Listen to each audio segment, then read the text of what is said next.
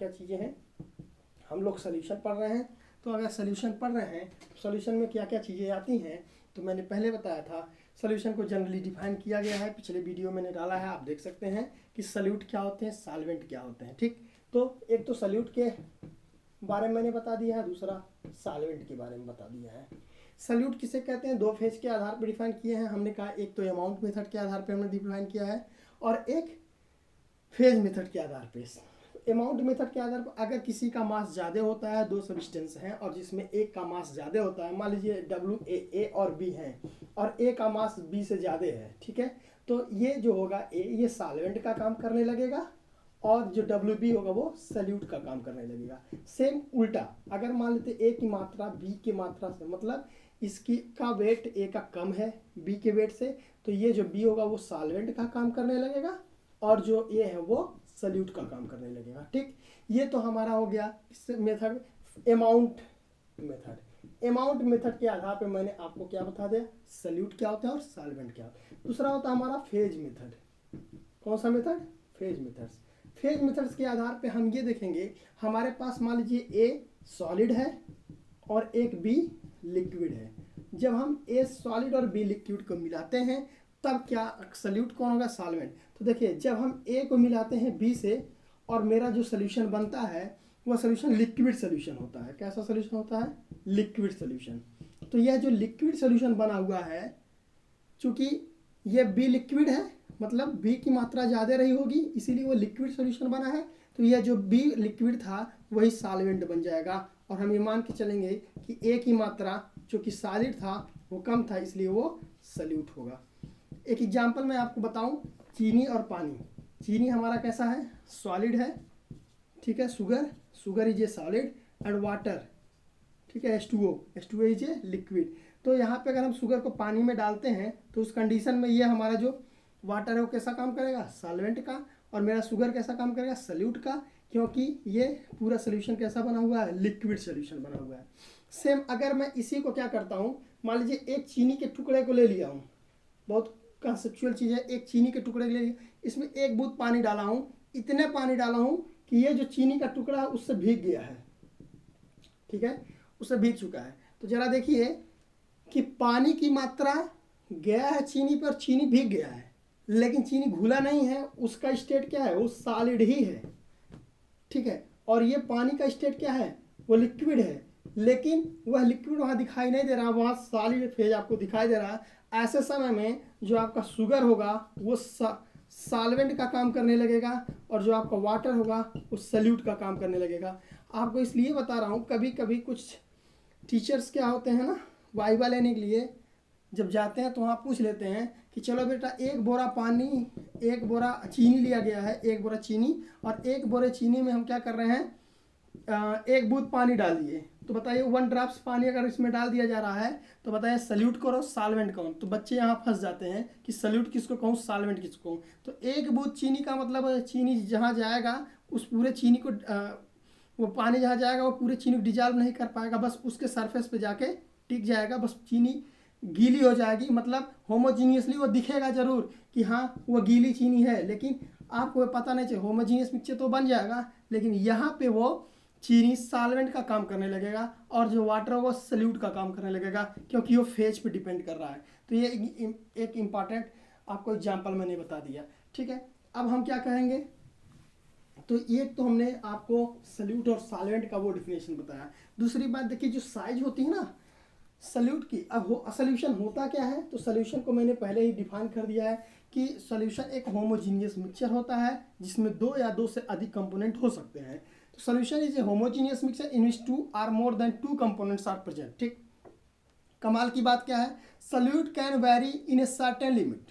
Why we talk about this certain limit, certain limit की क्यों बात कर रहे हैं, एक्चुअली ये जो सल्यूट है, सल्यूट एक सर्टेन लिमिट तक जो वेरी कर रहा है, इसलिए कह रहे हैं एक समय आएगा जहां वो चीनी घुलना बंद कर जाएगा, जब सॉल्यूशन सैचुरेटेड हो जाएगा, इसलिए हम उसको सर्टेन लिमिट कहते हैं। लेकिन अगर टेम्परेचर बढ़ाते हैं तो फिर सल्यूट घुलेगा, सॉल्यूशन सैचुरेटेड के बाद सुपर सैचुरेटेड होगा, उसके बाद घुलना बंद हो जाएगा, फिर केवल क्रिस्टलाइजेशन होगा। इसीलिए मैं आपको बता रहा हूँ कि सर्टेन लिमिट। तो अगर मैं सॉल्यूशन का डिफिनेशन बताऊँ आपको तो बोलेंगे सॉल्यूशन ये homogeneous mixture, solution is a homogeneous mixture of two or more than two component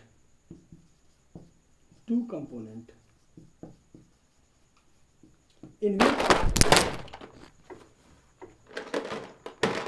ठीक, तो homogeneous mixture of two or more than two component, दो या दो से अधिक homogeneous mixture of two or more than two components, उसी को हम क्या बोलते हैं, सोल्यूशन। इन विच, जिसमें solute can vary to a certain limit, जिसमें सल्यूट एक निश्चित मात्रा तक क्या करती है, वेरी करती है, ठीक।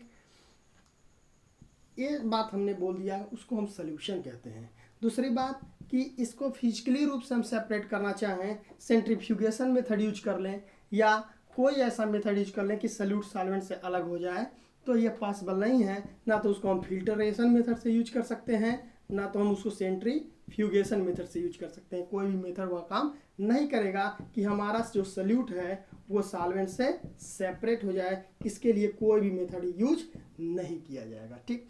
वाई, ऐसा क्यों होता है? अगर कोई पूछ ले ऐसा क्यों होता है, तो आप बोलोगे क्योंकि इसकी साइज 10⁻⁹ मीटर तक जो सल्यूट होता है उसकी साइज इतनी छोटी होती है कि उसको सेपरेट करना मुश्किल हो जाता है सॉल्वेंट से, ठीक। किसी भी सॉल्यूशन में एक और ख़ास बात याद रखिएगा, किसी भी सॉल्यूशन में सॉल्वेंट की जो मात्रा होती है, सॉल्वेंट की मात्रा वेरी करती है, सल्यूट की मात्रा वेरी करती है, लेकिन सॉल्वेंट हमेशा फिक्स होता है, ठीक। सॉल्वेंट फिक्स का मतलब ये होता है वो भी वेरी कर सकता है, ऐसी बात नहीं है कि जैसे अगर 50 ml आप पानी लिए हैं, इसमें सल्यूट डाल दिए हैं, चीनी डाल दिए हैं, तो भी सोल्यूशन बना है। 70 ml 20 ml पानी और डाल दिए तब भी वो सोल्यूशन ही बनेगा, तो वेरी ये भी कर सकते हैं। लेकिन सल्यूट वेरी करते हैं एज ए लिमिट, और हमेशा किसी सोल्यूशन में जो सॉल्वेंट होता है वह एक ही कंपोनेंट माना जाता है। ध्यान दीजिए इस बात को, सॉल्वेंट हमेशा एक होता है और बाकी जो कंपोनेंट ए बी सी जितने भी आप इसमें डाल देंगे वो सब के सब क्या होते हैं, सल्यूट होते हैं, ठीक।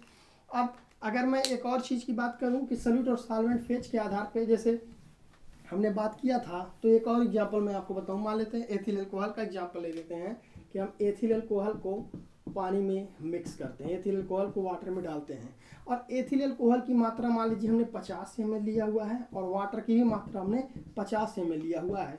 इसमें सॉल्वेंट कौन है और सल्यूट कौन, तो आप किसी को सॉल्वेंट मान लीजिए और किसी को सल्यूट मान लीजिए, कोई प्रॉब्लम नहीं होती है, ठीक। यहाँ पे किसी को भी सॉल्वेंट मान सकते हैं और किसी को भी सल्यूट मान सकते हैं। लेकिन अगर इसी एथिल अल्कोहल की मात्रा हम 70 ml कर देते हैं और अगर पानी की मात्रा 30 ml कर देते हैं, तो अब इसकी जो मात्रा है कम है, इसकी अधिक है, तो जिसकी मात्रा अधिक है उसको हम सॉल्वेंट मानेंगे और जिसकी मात्रा कम है उसको हम सल्यूट मानेंगे, ठीक है। ये चीज़ें तो ये भी अमाउंट मेथड के आधार पे जा रहा है, ठीक है। लेकिन दोनों का फेस सेम है, दोनों लिक्विड होते हैं। लेकिन अगर 30 ml आपने एथिल अल्कोहल लिया है, 70 ml आपने वाटर लिया है, तो यहाँ चीज़ें उल्टा हो जाएंगी। अब 70 ml जो वाटर होगा वो सॉल्वेंट का काम करेगा और जो 30 ml वाटर होगा वो सल्यूट का काम करेगा।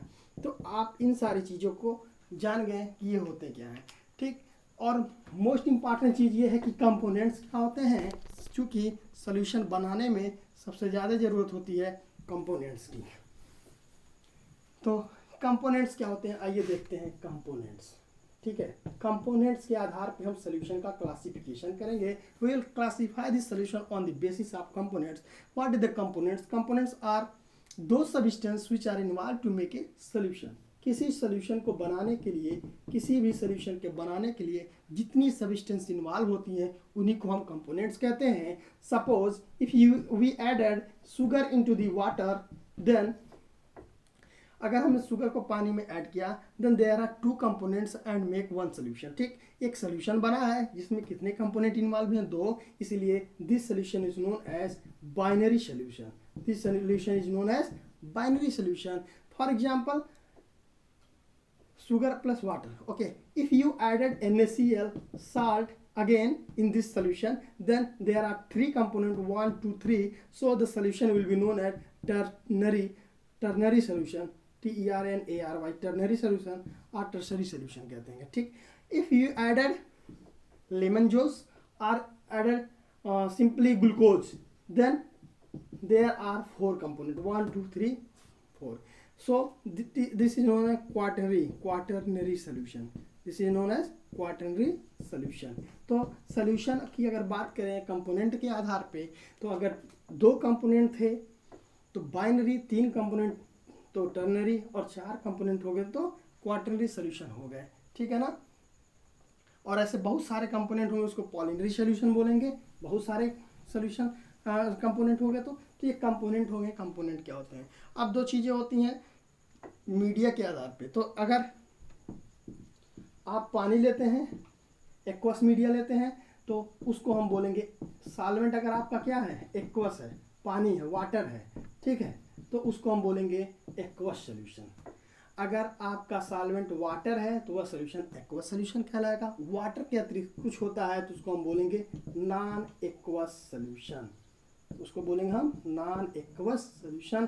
अगर वो वाटर के अतिरिक्त कुछ भी है, CCl4 है, कार्बन टेट्राक्लोराइड, बेंजीन हो सकता है, साइक्लोहेक्सेन हो सकता है, नॉर्मल हेक्सेन हो सकता है, कुछ भी हो सकता है, लेकिन अमोनिया भी हो सकता है. ठीक है, कुछ भी हो सकता है, लेकिन वाटर नहीं होगा. वाटर के अतिरिक्त कोई भी सॉल्वेंट लिया जाता है तो उसको हम बोलेंगे नॉन एक्वस सोल्यूशन. ठीक, तो हमने इसको लिक्विड के आधार पर सोल्यूशन का क्लासिफिकेशन कर दिया. एक तो सोल्यूट और सॉल्वेंट के आधार पे हमने देखा सोल्यूशन को. दूसरा इसके अलावा सॉल्बिलिटी के आधार पे सोल्यूशन को बताऊं. सॉल्बिलिटी के आधार पे सोल्यूशन हमारे 3 टाइप के हैं यहाँ पे बेसिकली. एक होता है सैचुरेटेड, एक होता है अनसैचुरेटेड. जरा देखो, ये हमने एक बीकर ले लिया है मान लो, और इस बीकर में हमने पानी लिया है और इसमें चीनी को डिजॉल्व कर जा रहे हैं. शुगर डिजॉल्व कर रहे हैं, लेकिन शुगर डिजॉल्व करने के बाद भी उसमें इतना जगह है कि अगला शुगर भी इसमें डिजॉल्व हो सकता है. तो ऐसे सोल्यूशन को हम बोलेंगे अनसैचुरेटेड सोल्यूशन. दूसरे शब्दों में अनसैचुरेटेड सोल्यूशन. दूसरे शब्दों में हम ये कह सकते हैं कि अगर the amount of solute is less than the maximum solubility के कंपेयर में सोल्यूट की अमाउंट क्या है, कम है, then solution is known as unsaturated solution. It means we can add more solute. दूसरा, अगर मान लीजिए हमने इतना इसमें वाटर लिया हुआ है और वाटर के बाद अब पानी चीनी इतना डाल दिया है या शुगर इतना डाल दिया कि अब no more solute can be dissolve. It means the maximum amount of solute have been dissolve. Maximum amount solute dissolve हो चुका है. ठीक है, तो अगर मैक्सिमम अमाउंट मतलब there is no space, there is further no any solubility, तो कोई भी सॉल्बिलिटी नहीं है, तो उसको बोलेंगे no more solute can be dissolve in the solution, then it is known as saturated solution. तो उसको क्या बोलेंगे, सैचुरेटेड सोल्यूशन बोलेंगे. और हम क्या बोलेंगे, इसको डिफाइन कैसे करेंगे, if no more solute can be dissolve into the solvent into the solution at a given temperature pressure, तो उसको हम बोलेंगे सैचुरेटेड सोल्यूशन. अगर फिक्स टेम्परेचर प्रेशर या fix given condition of temperature pressure है, उस पर कोई भी सोल्यूट डिजॉल्व नहीं होता है, तो उसको हम क्या बोलेंगे, सैचुरेटेड सोल्यूशन. और अगर वो डिजॉल्व होता जा रहा है तो उसको बोलेंगे अनसैचुरेटेड सोल्यूशन. मान लीजिए इसको 25 डिग्री सेंटीग्रेड पे टेम्परेचर को फिक्स रखा गया है, लेकिन अब इस 25 डिग्री सेंटीग्रेड पे कोई भी सोल्यूट डिजॉल्व नहीं हो रहा है, तो ऐसे को बोलेंगे सैचुरेटेड सोल्यूशन, क्योंकि no more solute can be dissolve at this particular temperature. Okay, if you increase the temperature 35 degree centigrade, तो क्या होगा, टेम्परेचर जब आप बढ़ाओगे तो टेम्परेचर बढ़ाने के बाद जो सोल्यूशन चूँकि बन रहा है, तो सोल्यूशन के बीच में हम मोलैलिटी की बात नहीं करेंगे, मोलैलिटी की बात करेंगे, नॉर्मेलिटी की बात करेंगे, मोलैलिटी की बात नहीं करेंगे. तो अगर हम टेम्परेचर बढ़ाते हैं तो उस सिचुएशन में चूँकि ये वॉल्यूम में लिया गया है, तो पानी के अंदर की जो वॉल्यूम है, वॉल्यूम क्या करेगा, एक्सपेंड करेगा. तो इनके बीच में जो भी यहाँ पे मान लीजिए आके सल्यूट के मॉलिक्यूल डिपॉजिट हो गए थे, अब कोई ऐसा जगह नहीं था कि सल्यूट आके फर्दर यहाँ पे डिजॉल्व हो पाए, तो कोई जगह नहीं था, इंटरमॉलिक्यूलर स्पेस नहीं थे जहाँ पे आके चीनी डिसोसिएट करके डिजॉल्व हो जाए. इसीलिए जब टेम्परेचर बढ़ा दिया गया है, ठीक है, क्योंकि ये कंडीशन फिक्स था, लेकिन अब टेम्परेचर अगर बढ़ा दिया गया, ज़बरदस्ती कर दिया उसके साथ, तब क्या होगा, तब ये होगा कि इसके बीच की जो मॉलिक्यूलर स्पेस हो जाए, जब वो इंटरमॉलिक्यूलर स्पेस इंक्रीज कर जाएगा, बढ़ जाएंगी, तब यहाँ पे हम जब चीनी डिजॉल्व करेंगे तो वह चीनी क्या करेगी, फिर से डिजॉल्व होना स्टार्ट हो जाएगी. लेकिन फिर 35 डिग्री सेंटीग्रेड पे कुछ ही अमाउंट ही जाके क्या करेगी, डिजॉल्व कर पाएगी. इसी टाइप से 45 डिग्री सेंटीग्रेड कुछ चीनी डिजॉल्व करेगी. लेकिन एक ऐसा समय आएगा जहाँ पे वो जो सॉल्बिलिटी जो अभी जा रही थी, कांस्टेंट थी, बढ़ रही थी सॉल्युबिलिटी, लेकिन अब जाके वो कांस्टेंट हो जाएगी। अब वहाँ पे आप टेम्परेचर कितना बढ़ाओ सॉल्युबिलिटी नहीं बढ़ेगी, ठीक। तो यहाँ पे ये जो सोल्यूशन होगा इसको हम बोलेंगे सुपर सैचुरेटेड सोल्यूशन, इसको बोलेंगे हम। क्योंकि be are the proper limit मान लीजिए 25 डिग्री था, इससे ज़्यादा मात्रा पे हमने क्या कर दिया है, सल्यूट को डिजॉल्व किया है। तो अगर हम एक मैक्सिमम टेम्परेचर, फिक्स टेम्परेचर, उसके अलावा जो मैक्सिमम टेम्परेचर पे हम सल्यूट को डिजॉल्व किए हैं, उसके द्वारा जो सल्यूट डिजॉल्व हुआ उसको हम बोलेंगे ऐसे सोल्यूशन को सुपर सैचुरेटेड सोल्यूशन। तो मैंने सोल्यूशन को बढ़िया से आपको बता दिया कि सोल्यूशन में सुपर, अनसैचुरेटेड, सैचुरेटेड क्या होते हैं, ठीक है। तो ये तो आपकी सोल्यूशन की जनरल बात हो गई। अब उसके बाद एक्वस और नॉन एक्वस सोल्यूशन की बात कर लिया। दूसरी बात डाइल्यूट और कंसंट्रेटेड की बात कर लें। ये भी एक कंपैरेटिव स्टडी है। अगर मैं आपसे बोलूं कि डाइल्यूट सोल्यूशन क्या है, तो डाइल्यूट सोल्यूशन का मतलब अगर मान लीजिए हमारे पास एक ए सोल्यूशन है, दूसरा बी सोल्यूशन है, और ये 30% सोल्यूशन है, ये 70% तो है, तो जाहिर सी बात है 30% इसके कंपेरिजन में कम है तो ये डाइल्यूट कहलाएगा, ये ज़्यादा है तो ये कंसंट्रेटेड कहलाएगा। These are the comparative study. अगर कोई आपसे बोले 25% सोल्यूशन है तो क्या है, तो आप कहोगे हमको नहीं पता है, क्योंकि अगर वो 20% है उसके कंपेयर में ये कंसंट्रेटेड हो चुका है, अगर ये 30% है इसके कंपेयर में ये क्या हो चुका है, डाइल्यूट हो चुका है। तो ये जब तक किसी का कंपेरिजन नहीं होगा तब तक हमको पता नहीं चलेगा। अब आप बोलेंगे सर हम लोग क्यों कहते हैं डाइल्यूट H2SO4 कंसंट्रेटेड H2SO, क्योंकि वो ऑलरेडी कंपेरेबल होते हैं। उसको जब लेबोरेटरी रिएजेंट बनाया जाता है तो वो अक्सर 30 या 70 का रेशियो बनाया जाता है, 20 या 80 का रेशियो बनाया जाता है। तो टीचर पे डिपेंड करता है कि टीचर क्या करता है। 30%, 70%, 70% कंसंट्रेटेड, अगर कोई भी 70% अमाउंट लिया गया है एसिड का या Cl नाइट्रिक एसिड, तो बोलेंगे 70% मतलब कंसंट्रेटेड है, और अगर 20% है 10% तो उसको बोलेंगे हमको डाइल्यूट है, ठीक है। तो इस टाइप से कंसंट्रेटेड और डाइल्यूट ऑलरेडी कंपेरेबल होते हैं, इसलिए उनकी बात अलग हो जाती है। लेकिन आपसे अगर कोई जेन्युइन पूछे तो आप जब तक डाटा नहीं है तब तक आप डाइल्यूट और कंसंट्रेट की बात नहीं करेंगे। तो डाइल्यूट का मतलब होता है if the amount of substance is less in the solution it is dilute solution, if the amount of substance is more, comparatively बात हो रही है, कंपेरेटिवली न सोल्यूशन यू है कंसंट्रेटेड सोल्यूशन, ठीक।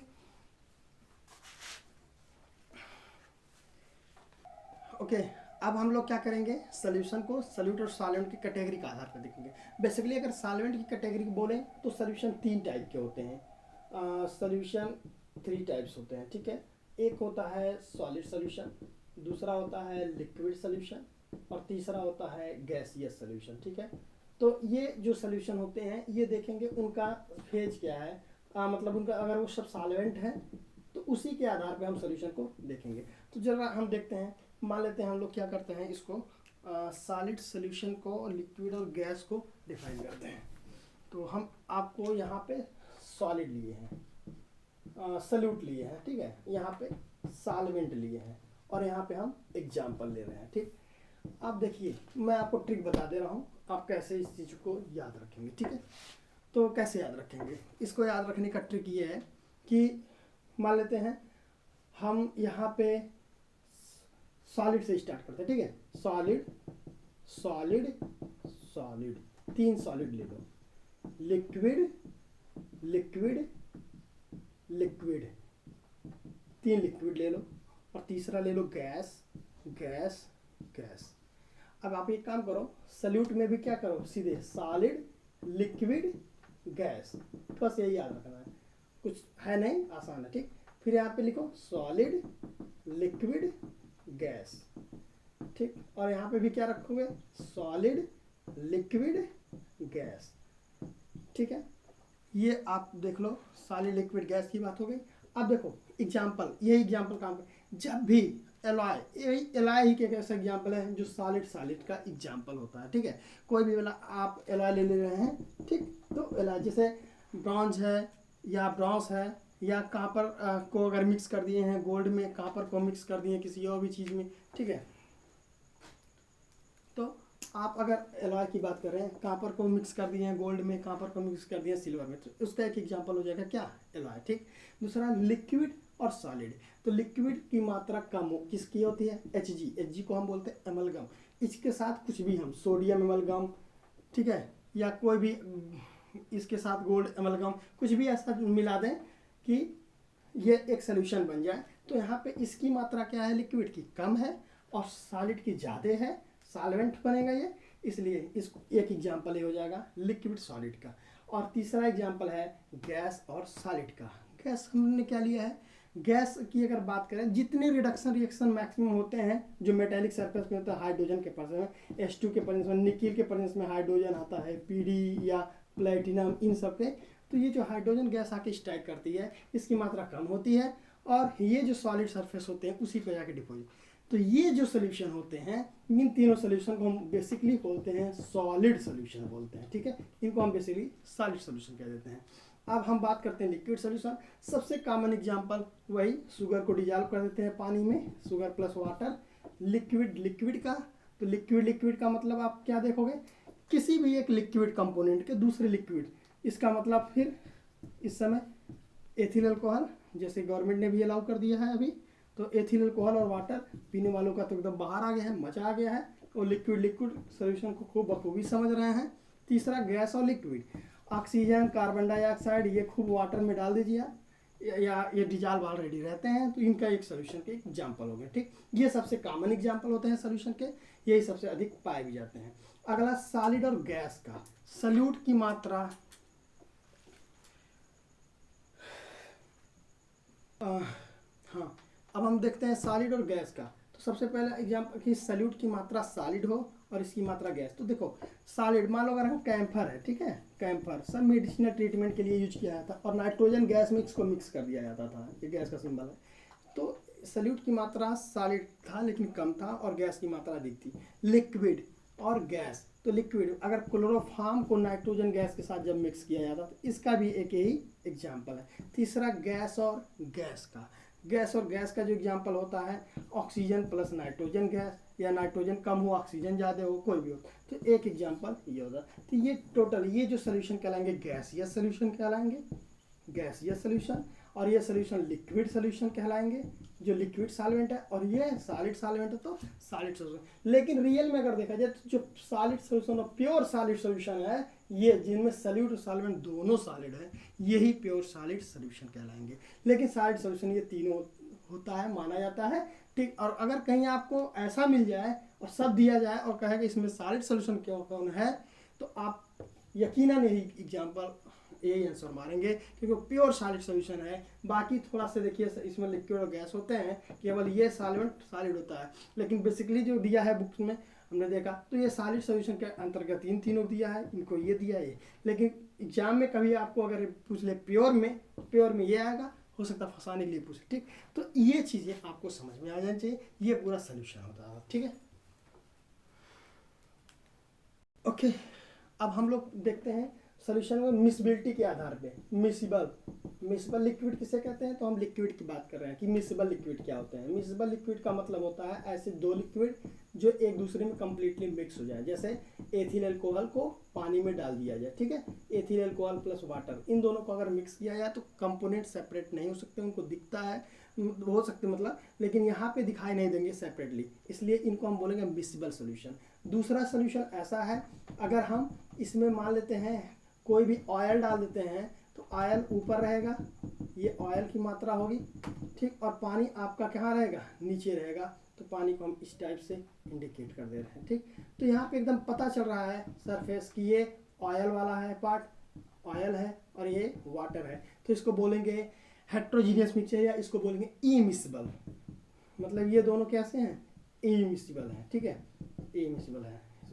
तीसरा होता है पार्शियली मिसिबल। पार्शियली मिसिबल में क्या होता है, अभी एक फिक्स टेम्परेचर पे क्या था, वो कुछ हल्का फुल्का घुला था और बाकी उसके ऊपर तैर रहा था, ठीक है, कुछ घुला था कुछ तैर रहा था, टेम्परेचर बढ़ा दिया जाए तो ये इसमें मिक्स हो जाएगा, और टेम्परेचर घटा दिया जाए तो फिर से वो मिक्स नहीं हो पाएगा, तो इसको बोलेंगे हम पार्शियली मिसिबल सोल्यूशन, ठीक। तो ये आज का लेक्चर खत्म, थैंक यू।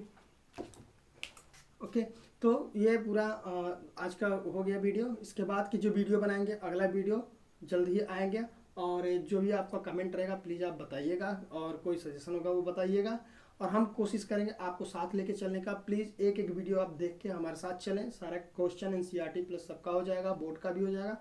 आप किसी भी बोर्ड के ICSE, UP, CBSE सारे बोर्ड के क्वेश्चन भी मैं डिस्कस कर दूंगा, सारी चीज़ें हो जाएंगी, सबको DP भी मिल जाएंगी और सबको मैटर भी मिल जाएंगे, ठीक है। तो आप मेरे साथ चलें, ये बोर्ड का बेसिकली था और हम बोर्ड के लेवल से अब टच करेंगे। ठीक, अगले टॉपिक में हम आपको कंसंट्रेशन टर्म से पढ़ाएंगे। ठीक।